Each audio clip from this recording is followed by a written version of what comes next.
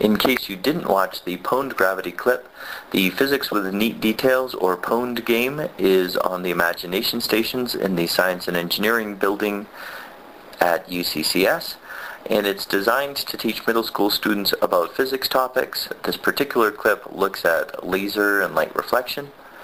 The game was developed by a 7-member team by Peak Game Studios. 6 of those team members were and are students at UCCS in game design and development, computer science and art, and the 7th member is the program director of the GDD program at UCCS, as well as the CEO of Peak Game Studios. It's a multiplayer game. Up to 4 people can play, but I'll just play myself for this one. Here's our tutorial screen that talks about how you actually need to bounce the laser from the laser emitter to the target for a particular laser, and there are sometimes obstacles and so on. The first challenge is a timed challenge, just to get the laser to the target before time runs out. The second challenge is you still have to get the laser to the target, but you can't hit the tortoise along the way. The third challenge actually has 2 different colors of laser that you use, and you need to guide them both to their targets.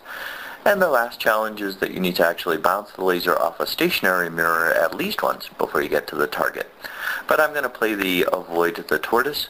This one doesn't actually have a time limit. You can see I can move my mirrors around. I'm using the thumbstick to actually change the location of the mirror, and I'm using the triggers to rotate the mirror left and right.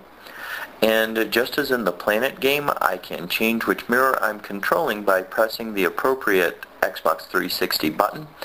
As you can see, the way this works is actually you place the mirrors while the laser is not shooting, and then once the laser starts shooting, all the mirrors are actually frozen in place.